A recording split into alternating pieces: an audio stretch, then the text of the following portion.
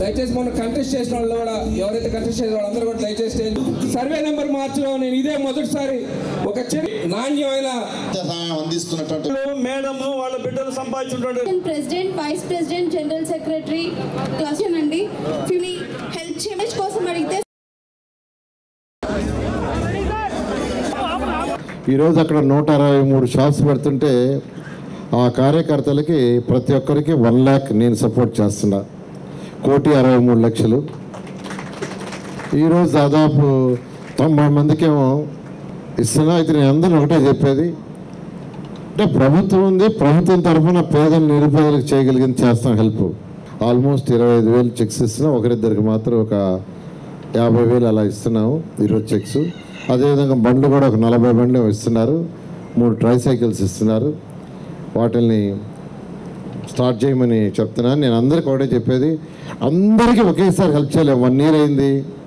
కొంతమందికి చేశాను, పార్కులు ఇచ్చాము చేసుకోమని, ఎంప్లాయ్మెంట్ ఇచ్చాము దాంట్లో. అదేవిధంగా స్కూల్ బిల్డింగ్లో చేసుకునేదానికి చేసాము. అదేవిధంగా సిల్ట్ తీసే దాంట్లో చేసాము. చిన్న చిన్న పాట్ హోల్స్ చేసే దాంట్లో ఇచ్చాము.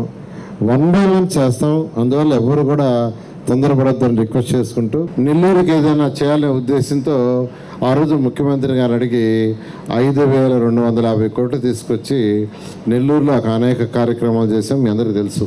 యూజీడీ కావచ్చు, దోమల్లి నగరంకి, సంగం బ్యారేజ్ నుంచి స్వచ్ఛమైన నీరు కావచ్చు, రోడ్లు ఎండ్ టు ఎండ్ రోడ్స్ కావచ్చు, అనేక పార్కులు కావచ్చు, అనేక మున్సిపల్ స్కూల్స్ కావచ్చు, ఇవన్నీ చేసాం.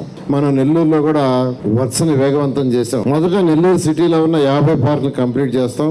54 స్కూల్స్ని కూడా మోడర్నైజ్ చేస్తున్నాను. నెల్లూరు సిటీ కాదు, నెల్లూరు కార్పొరేషన్ మొత్తాన్ని డెవలప్ చేస్తాం. 1 year లోపల 54 స్కూల్స్ చేస్తాం.